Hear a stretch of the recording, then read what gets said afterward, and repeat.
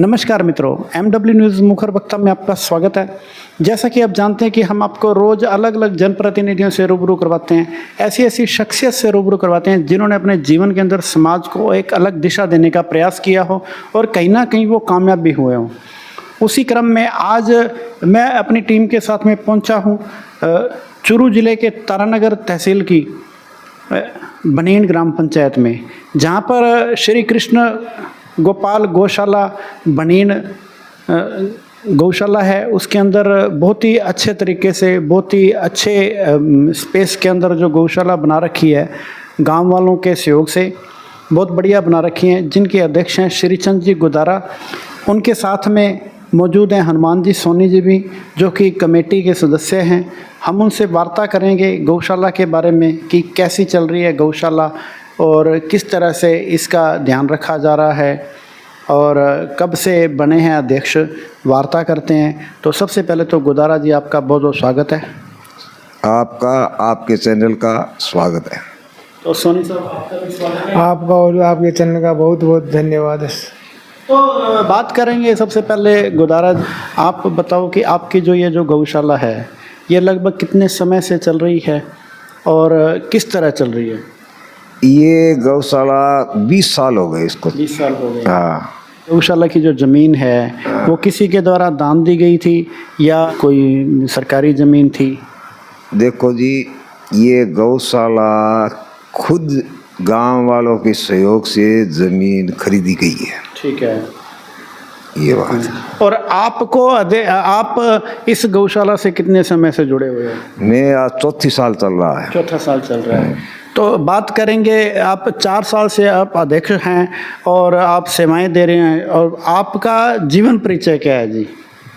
मैं एक साधारण किसान ही मानो। पहले मैं रोडवेज में कंडक्टर था। ठीक है। वो नौकरी करके वहाँ रिटायरमेंट होके गांव में आया, तो इधर मेरा खेत पड़ता है, तो गौशाला को देख के मेरा भी वहाँ की गौशाला में सेवा मन कर गया। ठीक है। इसलिए वहाँ मैं उसमें जुट गया। तो आप रिटायर कब हुए सर? 2017 में। 2017 में। तो उसके बाद में 20 में आपको जैसे अध्यक्ष बना दिया गया। आप सेवाएं, सरकारी सेवाएं देने के बाद में आफ्टर रिटायरमेंट गांव में आए, और उसके बाद में आपको गांव वालों ने आपके रुझान को देखते हुए उस समय नई जैसे कमेटी बन रही थी, उस कमेटी में आपको अध्यक्ष का दर्जा दे दिया। आपकी सेवाओं को देखते हुए कैसा लग रहा है आपको अध्यक्ष बनने के बाद? देखो, मेरे को गौ सेवा करने में बहुत ही आनंद आ रहा है। मैं अगर गौशाला में कोई भी गौ बीमार हो जाती है और कोई तकलीफ होती है, तो मैं सोचता हूँ कि मेरे घर के सदस्य की तकलीफ है ये। बिल्कुल सही बात है। गाय के एक बेजुबान जानवर, और जो एक गाय है एक माता भी है, मतलब हम 5-6 महीने का माँ का दूध पीते हैं, और उसके बाद में जो सारी उम्र हम गाय का दूध पीते हैं, और कहीं ना कहीं हम मतलब जैसे मानते भी हैं कि गाय हमारी जो है वो माता है, बेजुबान है, वो बोल नहीं सकती है, लेकिन उसके दर्द को समझने वाले जो व्यक्ति हैं जो बहुत महान होते हैं। और बात करेंगे आज अपने आपके साथ में जैसे साथी सोनी जी भी हैं, उनसे भी थोड़ी वार्ता करते हैं, उसके बाद मैं आपके पास दोबारा आऊँगा। तो सोनी जी, क्या कहना चाहेंगे? आप कमेटी में आपको सदस्य बनाया हुआ है, और किस तरह की आपकी सेवाएं रहती हैं? मैं 2008 से गौशाला बनी, जैसे हमेशा मेरे गौ प्रति बहुत रहमदर्दी है और गौ की सेवा का मेरा मन है। और मैं एक किसान आदमी हूँ, केवल खेती करने आदमी हूँ, और बच्चे सर्विस में। अब मैं बहुत खुश हूँ, केवल गौओं की सेवा के प्रति मेरा मन है। किसी सेवा में रहेंगे? सरकारी सेवा में? मैं खेती किसान आदमी हूँ एक। बच्चे आपने जो है सरकारी सेवा में लगा रखे हैं? बिल्कुल सेवा है। दिल्ली मेट्रो है, दिल्ली मास्टर है। मैं तो कितनी देर आप रोज गौशाला में जाते हैं? मैं तारनगर रहता हूँ। गौशाला में सेवा देने लिए मैं 2 दिनों 3 दिनों हमेशा ले आता हूँ। जो भी काम होता है मैं गौशाला हमेशा मन से, तन से, मन से रहता हूँ। तो अब बात करेंगे, आपके पास फिर दोबारा आऊँगा सोनी साहब। अब बात करेंगे गुदारा जी से। गुदारा जी, बात करते हैं कि अपनी जो ये गौशाला है ये लगभग कितने क्षेत्र में फैली हुई है और इसके अंदर क्या क्या बना हुआ है? ये गौशाला का तो सेक्टर 5 बीघा मान लो। 5 बीघा में। तो इसमें क्या कुछ बना हुआ है? इसमें देखो बना हुआ तो कमरे हैं, गोदाम है। अब हमारे एक गांव का दानदाता है, हाँ, उसने राम कुमार जाखड़, इसका पुन्ना में कारोबार है, ठीक है। तो बम्बई। तो उसने क्या है कि गौशाला में बहुत सहयोग दिया है, बहुत सहयोग दिया है कि उसने एक तो कमरा बनाया है और 500 मीटर दीवार बनाई है, एक उसने ट्राली दी है और एक प्याऊ बनाई है, एक मेन गेट है जो वो राम कुमार जाखड़ द्वारा बहुत सुंदर आपने देखा होगा। साथ साथ इसमें गांव वालों की बहुत सहयोग रहा है। इसमें एक हमारे सोनलाल जी शर्मा हैं, हाँ जी, उसने भी 500 मीटर दीवार ठीक है, खिंचवाई है, वो भी गौ सेवक ही है। ठीक है। और गांव वाला का इस पूरी पंचायत का ही पूरा सहयोग है। यहाँ हमारे ज्योतराम जी का मंदिर है, उसमें हर नवमी को मेला बढ़ता है। ठीक है। उस टाइम में गायकारों द्वारा, मंदिरों के सहयोग द्वारा नीचे से नीचे 50-60 हज़ार रुपये आ जाते हैं गौओं के लिए। ठीक है। और दानदाता बहुत देते रहते हैं, बहुत सुंदर है, गांव वालों का बड़ा बड़ा सहयोग है।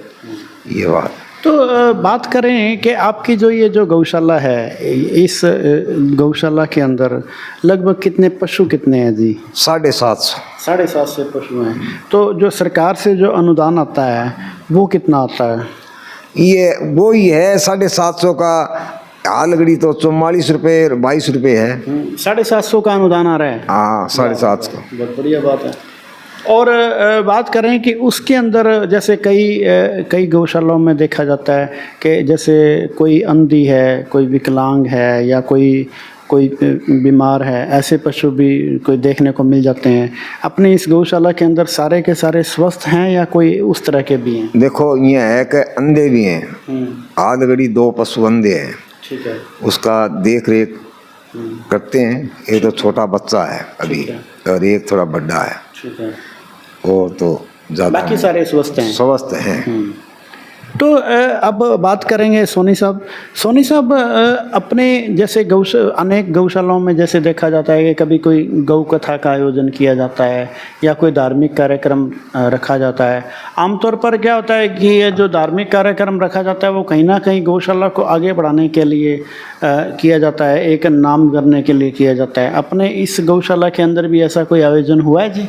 बिल्कुल साहब, बिल्कुल है। हमारे वहाँ गौशाला में ओम जी मुंडेल को बुलाया गया, अच्छा प्रोग्राम रखाया और हमारे गौशाला में 50 लाख रुपया वहाँ अनुदान गौशाला में आया। बहुत धन्यवाद ओम जी मुंडेल का और बनेन ग्राम पंचायत का पूरा अच्छा सहयोग मिले। तो ये जो कथा का आयोजन किया गया तो उसमें किस तरह से गुजारा जी लोगों का, जैसे अपने जो गांव के लोग हैं, किस तरह से उनका लगातार लोगों का आना जाना लगा रहा, किस तरह से लोगों ने इंटरेस्ट लिया और कितने गांवों के लोग जैसे अपने इस गौशाला में जुड़े हुए हैं? ये ओम जी मंडेल वाला एक जागरण था, एक रात का। ठीक है। एक रात का जागरण था गौओं के लिए। ठीक है। तो उसमें क्या है कि हमने अनाउंसमेंट कर दिया सब जगह। ठीक है। तो लोग आए, अपनी श्रद्धा अनुसार कुछ दे के गए और यहाँ गांव वालों ने मतलब किसी ने तो कमरा दिया, किसी ने लोडर दिया। ये हमारे यहाँ शायद तारना तहसील में दूसरा लोडर है, इतना बड़ा लोडर है जो 22 लाख का लाए थे। ये दानदाताओं द्वारा किसी ने कैमरे दे दिए, मतलब बहुत सहयोग दिया। मतलब अपनी जो गौशाला है उसको योगदान के मामले में मतलब ग्रामीणों का पूरा योगदान रहता है। योगदान। और एक कहते हैं कि जैसे आपने कुछ जैसे बताए भी हैं योगदान के मामले में, और कोई किसी ने कोई विशेष योगदान किया हो तो उसके बारे में भी थोड़ा बताओ आप। देखो ये है कि और ये सबसे बड़ा दानी तो गौशाला के प्रति ये राम कुमार जाखड़ है। ठीक है। इसने दिल खोल के दिया है। और इसके बाद में किसी ने लाख रुपए, किसी ने 1.25 लाख, किसी ने 51,000। वो बड़ी बड़ी हस्ती है, सौरी बाहर रहने वाले हैं। ये यहाँ आत्म प्रकाश है और एक 1 लाख रुपए आत्म प्रकाश ने दिए। एक हमारे गांव का सेठ था राजेंद्र, वो दे के गया था लाख रुपए। 51 जो बाहर रहने वाले लड़कों ने बहुत दिए, गांव वालों ने दिया 11-21।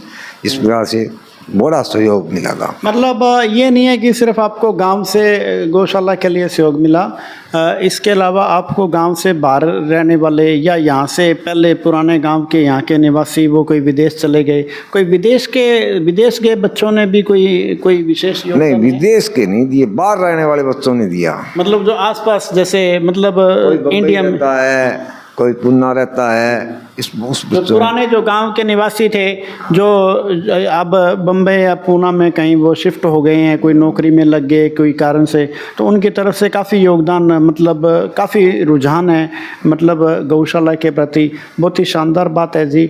अब बात करें, अगर मान लो भी अब जैसे आमतौर पर क्या होता है भी, जैसे कई गौशालाओं के अंदर अटैचमेंट गोरक्षा दल होता है, कोई 15-20 किलोमीटर के आपके दायरे के अंदर अगर मान लो कोई एक्सीडेंट हो जाए पशु का, उसके आमतौर पर, क्योंकि अब जो शाम का जो समय होता है, पशु सड़क पर आता है और सामने से साधन आता है, साधन को पशु दिखता नहीं है, जल्दी से नज़दीक आकर दिखता है, इतनी देर में वो कंट्रोल नहीं होता है, तो एक्सीडेंट हो जाता है। तो अब बात करें कि कभी आपके भी इस तरह से कोई गौरक्षा दल कोई जुड़ा हुआ है साथ में, जो इमरजेंसी सुविधा के लिए, या कोई डॉक्टर की सुविधा आपके पास में क्या कुछ है? देखो, ये है कि हमारे पास तो यहाँ एक कंपाउंडर है, ठीक है, वो देख रेख करता है।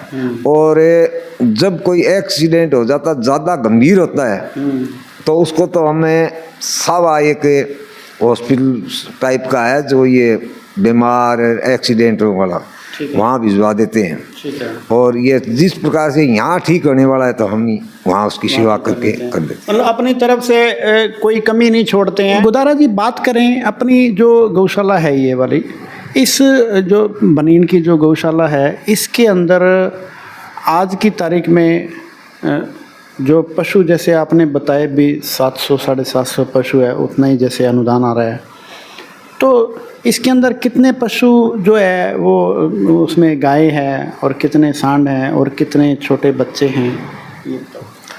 ये ऐसे है कि इसमें करीबन 550 तो बड़े पशु हैं, ठीक है, और 150 पशु हैं जो मीडियम श्रेणी के हैं, ठीक है, और 50 पशु छोटे हैं।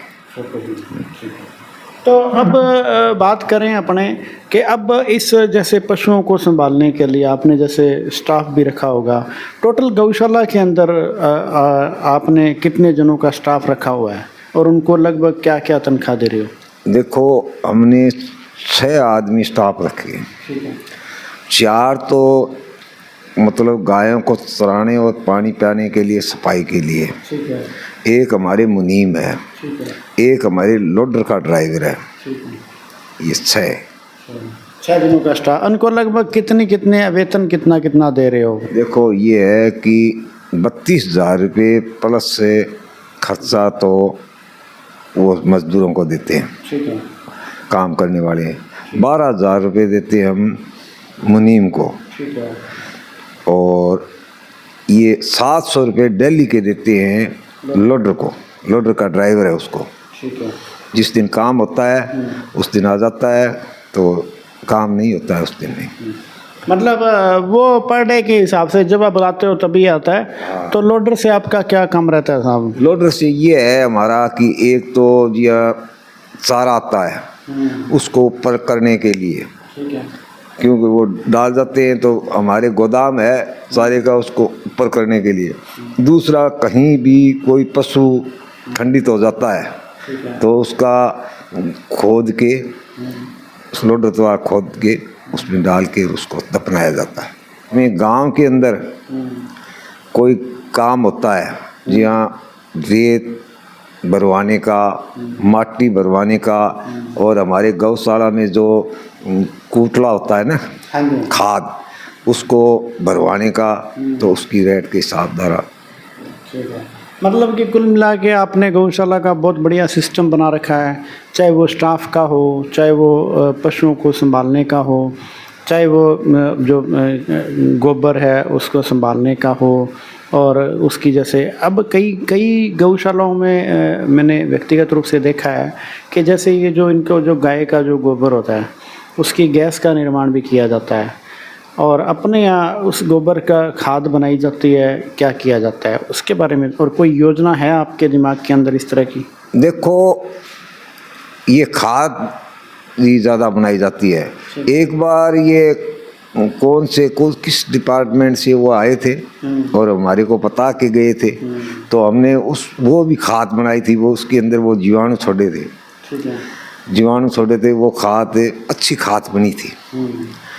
उसके बाद में वो आए नहीं, और बाद में हमने ये भी वो खाद भी ज़्यादा मतलब लोगों को समझ नहीं आया कि इतने भाव की थोड़ी होती है, और इस कारण से हमने उसको तो बंद कर दिया। मतलब अगर कल को आपको कोई अगर बढ़िया कोई सुझाव आता है तो वो मतलब आगे की योजना आप बना सकते हैं? हाँ, बना सकते हैं। कोई बताए, ढंग कोई आए इस मामले में, कोई वैज्ञानिक तरीके से बताए तो हम करने के लिए तैयार हैं।